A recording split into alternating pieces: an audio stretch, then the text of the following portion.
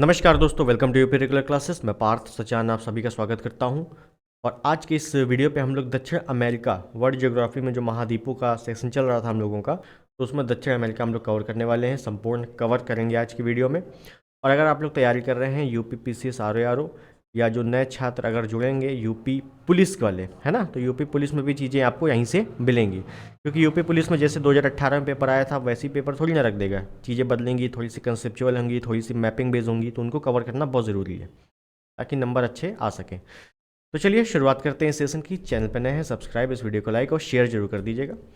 तो दक्षिण अमेरिका हम लोग कवर करने वाले हैं। तो जैसा कि अगर आपको पता होगा कि हम लोगों ने जो सीरीज़ शुरू की थी उसमें हम लोग क्या क्या पढ़ चुके हैं। अंटार्कटिका हम लोग पढ़ चुके हैं, ऑस्ट्रेलिया पढ़ चुके हैं, अफ्रीका, उत्तरी अमेरिका, यूरोप, ये सब हम लोग सिंगल सिंगल वीडियो में अच्छे से कवर कर चुके हैं। आज के इस वीडियो में दक्षिण अमेरिका, उसके बाद एशिया आपका बचेगा, वो बहुत जल्द कवर हो जाएगा। ठीक है, तो चलिए दक्षिण अमेरिका हम लोग शुरू करते हैं, क्या है चीज़ें देखेंगे। तो सबसे पहले ये वर्ल्ड मैप है। वर्ल्ड मैप में दक्षिण अमेरिका है कहाँ पर, तो ये रहा, ये आपका दक्षिण अमेरिका है। ठीक है, दक्षिण अमेरिका के इधर साइड अगर देखेंगे तो ये है आपका अटलांटिक ओशन, अटलांटिक महासागर है। ठीक, ये आपका इधर साइड प्रशांत महासागर है, प्रशांत महासागर।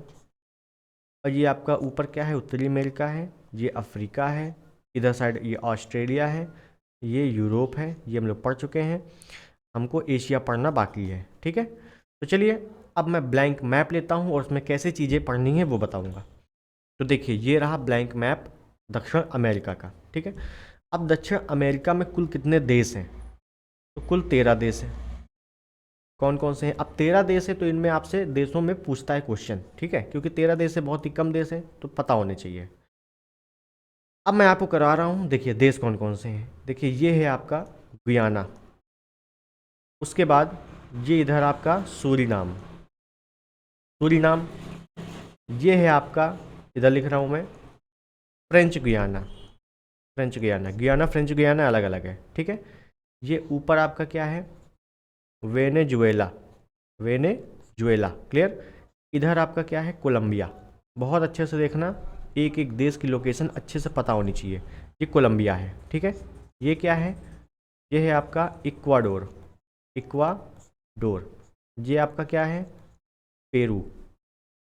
ये है चिली, चिली। ये है अर्जेंटीना, अर्जेंटीना। और दक्षिण अमेरिका का सबसे बड़ा देश कौन सा है, ब्राज़ील। कौन सा है, ब्राज़ील।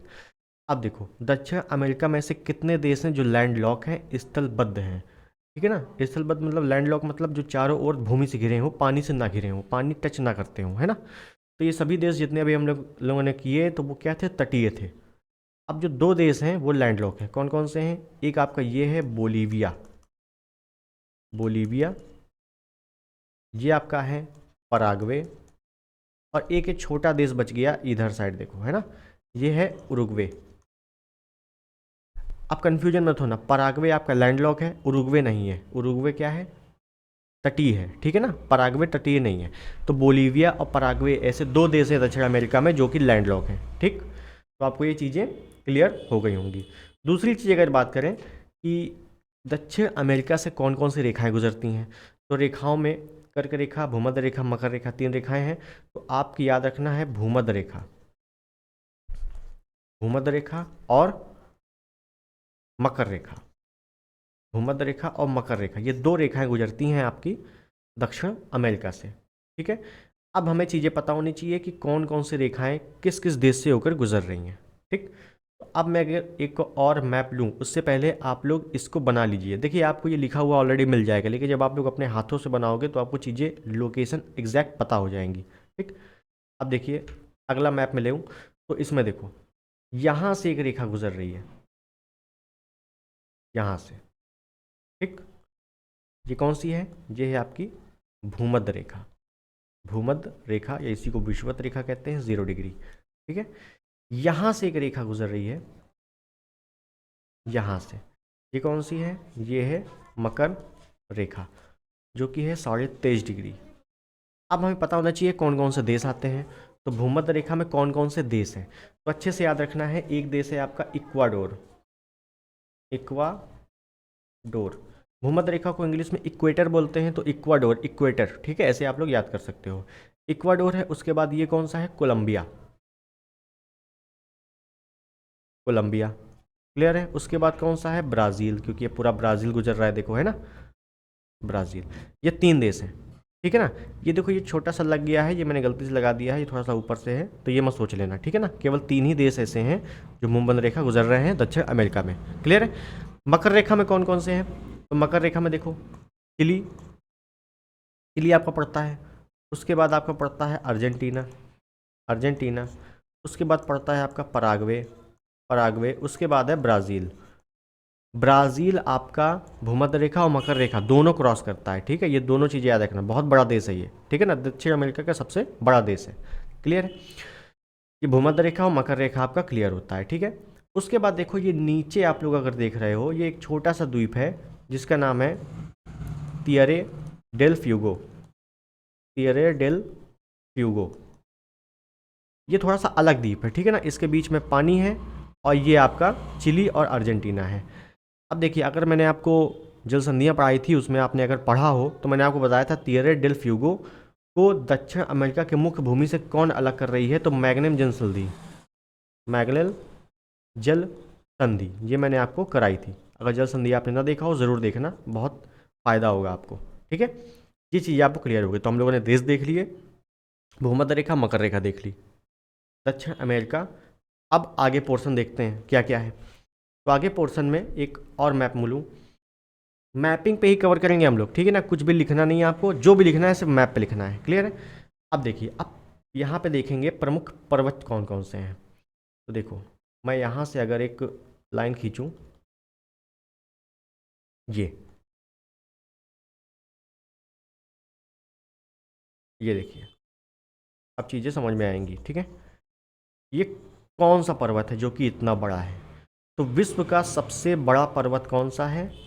एंडीज। सबसे लंबी पर्वत श्रृंखला कौन सी है? एंडीज पर्वत श्रृंखला, जो कि आपका दक्षिण अमेरिका में है, क्लियर है। अब देखिए, दक्षिण अमेरिका में जो पर्वत है वो पूरा है, देखिए, वेनेजुएला और वेनेजुएला से लेके नीचे चिली, अर्जेंटीना तक ये जाता है, ठीक है ना। अब हमें पढ़ना क्या क्या है इस पे। ये एंडीज पर्वतमाला है, एंडीज पर्वतमाला पे ही ये देखो, ये आपका इक्वाडोर है। क्या है? इक्वाडोर। ये 2 पर्वत पड़ते हैं यहाँ पर, कौन कौन से हैं?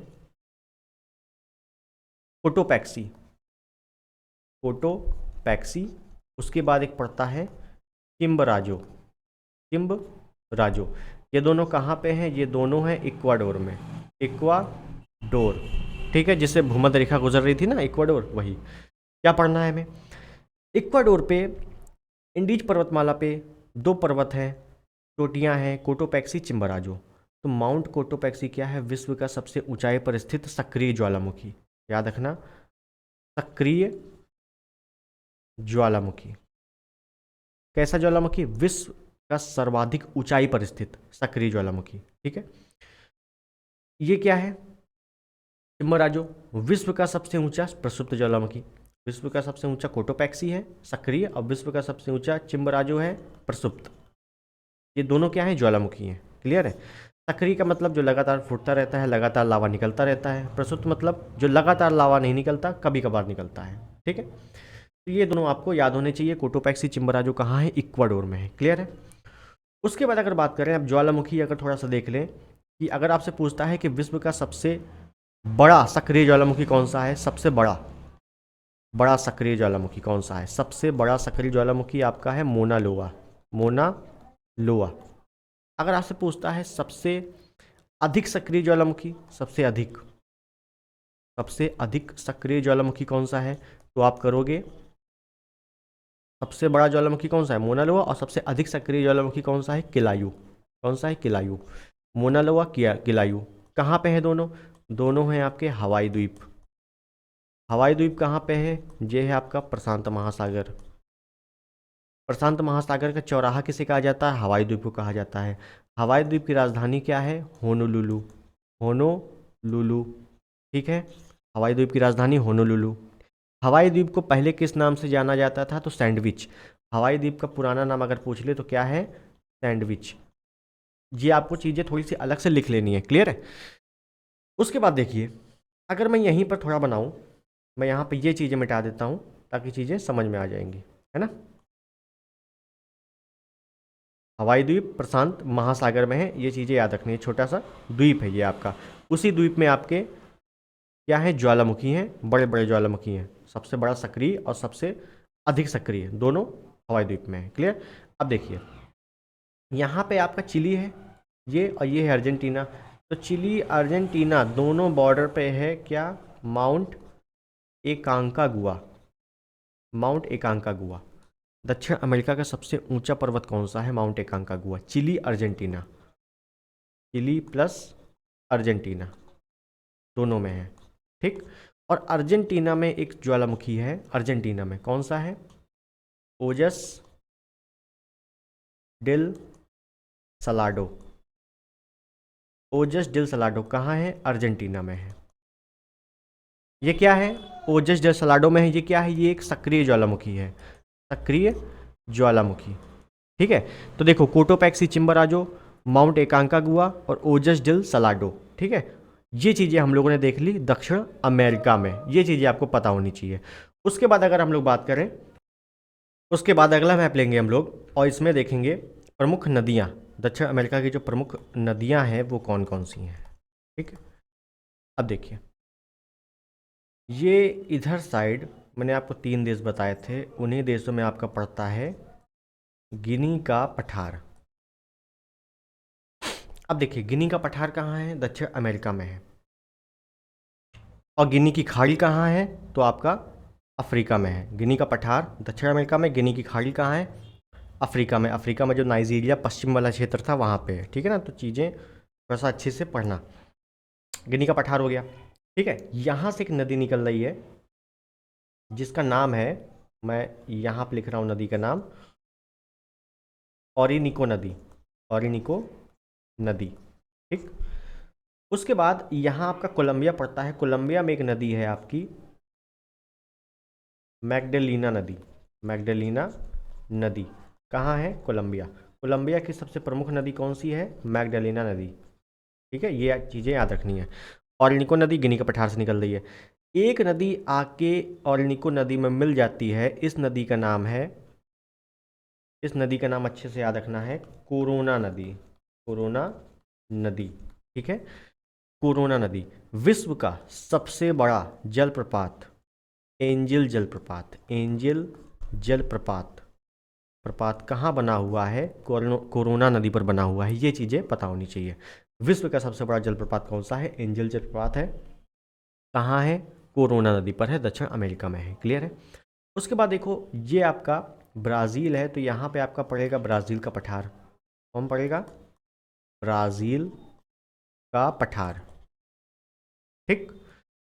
ये आपका पराग्वे है, ये उरुग्वे है। ब्राज़ील का पठार से एक नदी निकल रही है, उस नदी का नाम है पराना नदी।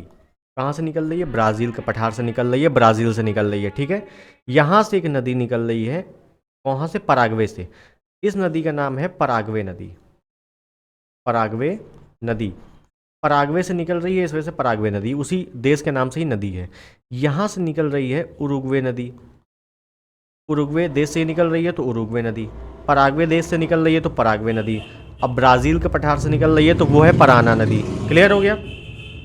अब देखिए पराना नदी पर एक बांध बना हुआ है, इताइपू, इताइपू बांध।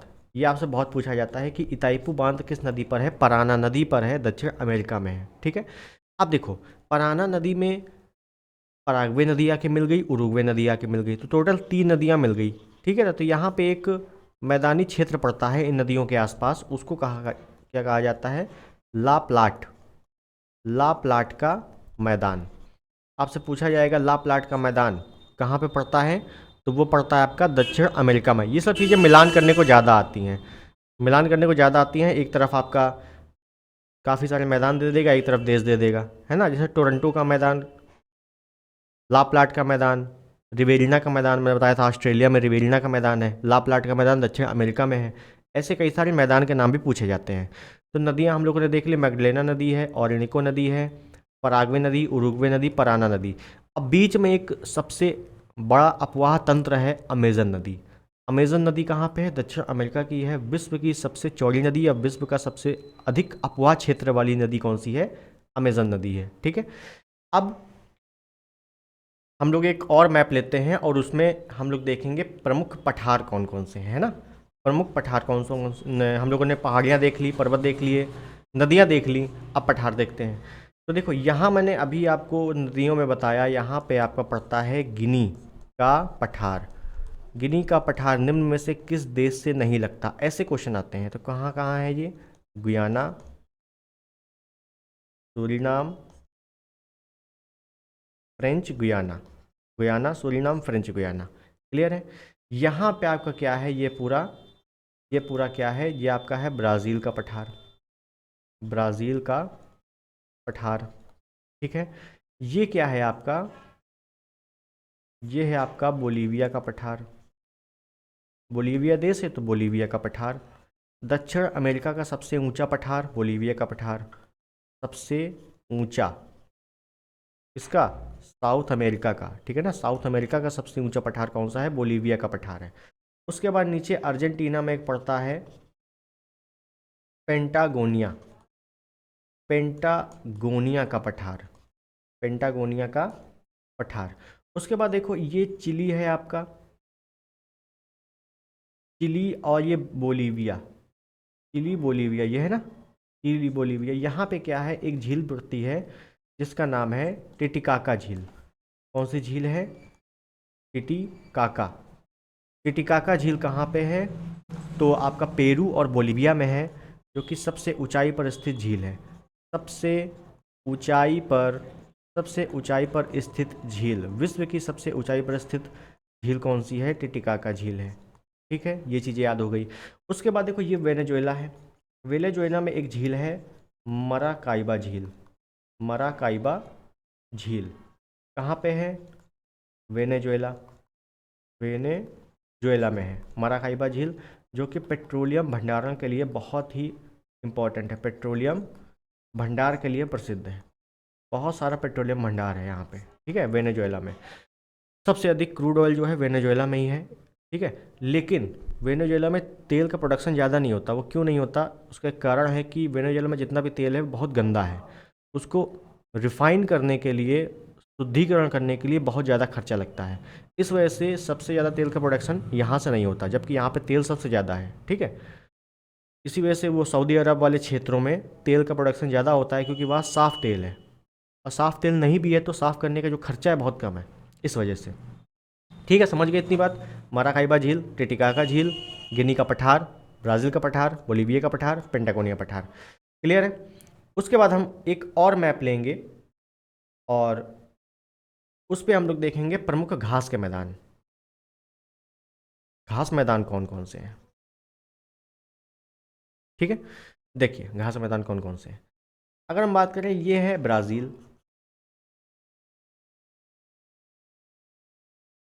और यहाँ पे घास का मैदान है कंपास। क्या है? कंपास। याद रखना है। पहले मैं देश के नाम लिखता हूँ, उसके बाद घास के नाम लिखूंगा। ठीक है ना। यहाँ पे है आपका वेनेजुएला। वेनेजुएला। क्लियर है? यहाँ पे आप देखो, ये है बोलीविया और ये है पराग्वे, जो कि दोनों लैंडलॉक हैं। यहाँ पे घास का मैदान है। ठीक, उसके बाद देखो, अगर मैं यहाँ बात करूँ, अमेज़न वर्षा वन मिलते हैं यहाँ पे। ठीक है, इसको भी अभी देख लेंगे। यहाँ पे अगर बात करें तो यहाँ पे कई सारे कॉफ़ी के बागान हैं। कॉफ़ी के बागान हैं। यहाँ पे एक आपका अर्जेंटीना पड़ता है। क्या पड़ता है? अर्जेंटीना। तो यहाँ पे देख लेंगे। अब देखिए कौन कौन से हैं। ब्राज़ील में जो घास का मैदान है उनको कहा जाता है कंपास। क्या कहा जाता है? कंपास। ठीक, ये है आपका अर्जेंटीना। अर्जेंटीना, यहाँ पे जो घास का मैदान है अर्जेंटीना में, उसको कहा जाता है पंपास। Compass, pampas. वेनेजुएला में जो घास का मैदान है उसको कहा जाता है लानोस। ठीक है ना, पूछा जाता है कि लानोस घास का मैदान कहाँ है, तो वेनेजुएला में है। क्लियर है? दक्षिण अमेरिका में है। उसके बाद अगर बात करें हम लोग, यहाँ पे आप देख रहे हो अमेज़न वर्षा वन है। अमेज़न वर्षा वन, अमेज़न नदी है तो यही वर्षा वन है। अमेज़न वर्षा वनों को सिल्वास कहा जाता है। क्या कहा जाता है? सिल्वास। उसके बाद जो लैंड लॉक कंट्री है, दो कौन कौन सी? बोलीविया और पराग्वे। यहाँ पे घास का मैदान है जिसका नाम है ग्रेन चाको। ग्रेन चाको घास का मैदान कहाँ है? बोलीविया और पराग्वे में है, अच्छे से याद रखना। क्लियर? ब्राज़ील में ही एक चीज़ और है, कॉफ़ी के बागान। कॉफ़ी के बागान है, बहुत बड़े बड़े कॉफ़ी के बाग हैं यहाँ पर। उन कॉफ़ी के बागानों को फजेंडा कहा जाता है। क्या कहा जाता है? फजेंडा। मोस्ट इंपॉर्टेंट क्वेश्चन है कि ब्राज़ील में कॉफ़ी के बागानों को किस नाम से जाना जाता है? फजेंडा कहा जाता है, बहुत पूछा गया है। ठीक है, अब यहाँ कॉफ़ी के बागान है तो कौन कौन सी कॉफ़ी मिलती है यहाँ पर? तो देखो, अरेबिका, दूसरी रोबस्टा, तीसरी लाइबेरिया। लाइबेरिया, ये तीन प्रकार की, ये तीन प्रजातियां हैं कॉफ़ी की, अरेबिका, रोबस्टा, लाइबेरिया। ये तीन तरह की कॉफ़ी मिलती है कहाँ पर? ब्राज़ील में। ठीक है, लेकिन अगर भारत की बात करता है तो भारत में सिर्फ दो ही तरह की कॉफ़ी मिलती है। कौन कौन सी? अरेबिका और रोबस्टा। लेकिन ब्राज़ील में तीसरी प्रजाति जुड़ जाती है, लाइबेरिया। ठीक है, ये चीज़ें आपको पता होनी चाहिए। ठीक है, अब देखो यहाँ ब्राज़ील है, ब्राज़ील में ही तमाम कॉफ़ी के बागान हैं, फजेंडा कहते हैं, कॉफ़ी ज़्यादा है। तो यहीं पर एक बंदरगाह है। क्या है? एक बंदरगाह है। मोस्ट इंपॉर्टेंट क्वेश्चन है, सेंटोस, सेंटोस पोर्ट या सेंटोस बंदरगाह। ठीक है ना? क्या कहते हैं इसको? विश्व का, विश्व का कॉफ़ी बंदरगाह। विश्व का कॉफ़ी बंदरगाह कौन सा है? सेंटोस बंदरगाह। कहाँ पे है? ब्राज़ील में है, दक्षिण अमेरिका में है। क्लियर है? अब यहीं पर अगर आपसे पूछ लेता है कि भारत का कॉफ़ी बंदरगाह किसे कहा जाता है, तो न्यू मंगलौर, कर्नाटक में, क्योंकि कर्नाटक में कॉफ़ी का उत्पादन होता है भारत में। तो भारत में जो कॉफ़ी बंदरगाह है वो है न्यू मंगलौर। और अगर भारत में मसाला बंदरगाह पूछा जाए तो कोच्चि, केरल बंदरगाह, है ना? वैसे ही विश्व का कॉफ़ी बंदरगाह कौन सा है? सेंटोस बंदरगाह। कहाँ? सेंटोस बंदरगाह कहाँ पे है? ब्राज़ील में है। क्लियर है? इतनी चीज़ें आपको पता हो गई। कौन कौन सी चीज़ें हो गई? हम लोगों ने लानोस देखा, कंपास, पंपास, अमेजन वर्षावन, सिल्वास, ग्रेन चाको, कॉफ़ी के बागान और सेंटोस बंदरगाह, ये सब चीज़ें देख ली। ठीक है, उसके बाद अगर हम लोग देखें तो मैं एक मैप और लूँगा और इस पर हम लोग देखेंगे प्रमुख जो खनिज हैं, है ना? प्रमुख खनिज किसके लिए कौन कौन से प्रसिद्ध हैं, उनसे भी क्वेश्चन बनते हैं, तो वहाँ पे हम लोग देखेंगे। तो देखिए, सिंपल, मैंने यहाँ पर देखा क्या है, तुरंत अब हमको पता चल गया, यहाँ पे गिनी का पठार है, गिनी का पठार है। क्लियर है? उसके बाद अगर हम लोग देखें, ये क्या है? ये आपका बोलीविया है, बोलीविया। ठीक है ना? यहाँ क्या है? ये आपका चिली है। क्या है? ये चिली है, चिली पे जा रहे हैं हम लोग। ठीक है, ये क्या है? ये ब्राज़ील है, ये आपका ब्राज़ील है। और यहाँ पे एक क्षेत्र है। तो देखो, गिनी का पठार किसके लिए प्रसिद्ध है? गिनी का पठार प्रसिद्ध है बॉक्साइट के लिए। मैं फिर से लिखता हूँ, क्या है? गिनी का पठार किसके लिए प्रसिद्ध है? बॉक्साइट के लिए। बॉक्साइट, बॉक्साइट के लिए कौन सा प्रसिद्ध है? गिनी का पठार, दक्षिण अमेरिका में। क्लियर है? ये बोलीविया का पठार है, बोलीविया का पठार हम लोगों ने पढ़ा था, दक्षिण अमेरिका का सबसे ऊंचा पठार बोलीविया का पठार। ये टिन के लिए प्रसिद्ध है, टिन का उत्पादन यहाँ पे ज़्यादा होता है। ठीक है, उसके बाद हम लोगों ने नीचे देखा, ये चिली है, चिली और अर्जेंटीना। तो केवल चिली की बात हो रही है यहाँ पर। चिली में एक खान है चुक्की माता। क्या है? चुक्की माता। चुक्की माता एक खान है, बहुत ही अच्छे से याद रखना। किसके लिए प्रसिद्ध है? तांबे की खान है, तांबे की खान है। और यहाँ पे तांबा का प्रोडक्शन सबसे ज़्यादा होता है चुक्की माता में, चिली में। चिली से चुक्की माता और चुक्की माता में तांबे की खान। क्लियर है? अब देखना, विश्व की तांबा नगरी किसे कहा जाता है? तो चुक्की माता को कहा जाता है। ये याद रखना, विश्व की तांबा नगरी किसे कहा जाता है? चुक्की माता को। क्लियर है? उसके बाद ये देखो, ये है आपका ब्राज़ील। ब्राज़ील में दो क्षेत्र हैं, एक आपका है अमापा, अमापा, एक है आपका इटाबरी, इटाबरी। अमापा क्षेत्र और इटाबरी क्षेत्र। अमापा क्षेत्र किसके लिए प्रसिद्ध है? मैग्नीज के लिए, मैग्नीज। ठीक। इटावरी क्षेत्र किसके लिए प्रसिद्ध है? लौह अयस्क के लिए, लौह अयस्क। लौह अयस्क तो काफ़ी पूछा जाता है, तो लौह अयस्क के लिए मैंने जैसे ऑस्ट्रेलिया में पिलबरा क्षेत्र बताया था, वैसे ही दक्षिण अमेरिका में क्या है? इटावरी क्षेत्र है, जो कि लौह अयस्क उत्पादन के लिए प्रसिद्ध है। यहाँ आपका क्या पड़ता है? अर्जेंटीना पड़ता है। तो यहाँ पे एक गुआनो क्षेत्र है, गुआनो। यहाँ पे क्या है? यहाँ पे आपको याद रखना है चिड़ियों के मलमूत्र। यहाँ पे चिड़िया बहुत है, तो चिड़ियों के मलमूत्र से यहाँ पर नाइट्रेट तैयार किया जाता है।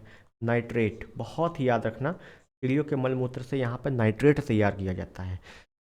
चिड़ियों के मल मूत्र से नाइट्रेट तैयार हो रहा है, इसका मतलब है चिड़िया बहुत सारी हैं, है ना। चिड़िया क्या है, बहुत सारी हैं। इसी वजह से बहुत अच्छे से याद रखना, इतनी चीज़ें क्लियर हो गई। अब यहाँ पे चिड़िया ज़्यादा हैं, बहुत सारी चिड़िया हैं, इसी वजह से चिड़ियों का महाद्वीप किसे कहा जाता है, तो दक्षिण अमेरिका को, दक्षिण अमेरिका को चिड़ियों का महाद्वीप कहा जाता है। क्लियर है। उसके बाद अगर हम बात करते हैं एक, तो चिली, चिली में क्या है, चिली में आपका आटाकामा, आटाकामा मरुस्थल है। चिली में आपका आटाकामा मरुस्थल है। विश्व का, बहुत अच्छे से याद रखना, विश्व का सबसे शुष्क मरुस्थल, शुष्क मतलब जहाँ पानी नहीं बरसता, बिल्कुल पानी नहीं है यहाँ पर, शुष्क मरुस्थल। और यहीं पर एक स्थान पड़ता है, उसका नाम है अकीरा। क्या है, स्थान है, सबसे शुष्क स्थान, शुष्क स्थान। विश्व का सबसे शुष्क स्थान कौन सा है, अकीरा है। कहाँ पे, आटाकामा मरुस्थल में है। विश्व का सबसे शुष्क मरुस्थल आटाकामा मरुस्थल। और अगर आपसे पूछता है कि विश्व का सबसे गर्म मरुस्थल, तो सहारा मरुस्थल, जो कि अफ्रीका में हम लोगों ने पढ़ा था। ठीक है। दूसरी चीज, यहाँ पे एक और मरुस्थल है, पेंटागोनिया, पेंटागोनिया मरुस्थल। पेंटागोनिया का पठार भी है, पेंटागोनिया मरुस्थल है। कहाँ पे है, अर्जेंटीना में, अर्जेंटीना में। ठीक है। इतनी चीज़ें आपको क्लियर हो गई। एक पॉइंट नोट करके और लिख लेना कि दक्षिण अमेरिका के मूल निवासियों को, दक्षिण अमेरिका में जो रहते हैं, दक्षिण अमेरिका के मूल निवासियों को क्या कहा जाता है, तो दक्षिण अमेरिका के मूल निवासियों को रेड इंडियन, बहुत ही इंपॉर्टेंट पॉइंट है कि दक्षिण अमेरिका के मूल निवासियों को रेड इंडियन कहा जाता है। क्या कहा जाता है, रेड इंडियन कहा जाता है। ये आपका कंप्लीट होता है दक्षिण अमेरिका। बहुत ही अच्छे से मैंने कवर किया है, लगभग 7-8 मैप लिए थे मैंने, उस पर अच्छे से कवर किया है। आपने देखा होगा ज़्यादा लिखावटी काम नहीं हुआ है, ठीक है ना। नोट्स बनाने का बिल्कुल काम नहीं है, बिल्कुल आप मैप लेंगे, उसी में बिल्कुल डिक्टो जैसे मैंने लोकेशन बताई है वैसे आप 3-4 बार अच्छे से पढ़ लेंगे, लिख लिख कर आपको चीज़ें क्लियर हो जाएंगी, आप कभी भूलोगे नहीं, है ना। रटिएगा नहीं, बिल्कुल अच्छे से मैप में कवर कीजिएगा, बहुत अच्छे से चीज़ें याद हो जाएंगी। यूपी पुलिस अगर आपको देना है तो बहुत ही अच्छा तरीका है, मैपिंग बेस में ही आप पूरी जियोग्राफी तैयार करें। ठीक है। और जैसे क्लासेस चल रही हैं जीएस के लिए, आप हमसे अच्छे से जोड़ सकते हैं। ठीक है। तो चलिए मिलते हैं अगले किसी टॉपिक पे, तब तक के लिए धन्यवाद। जय हिंद, वंदे मातरम।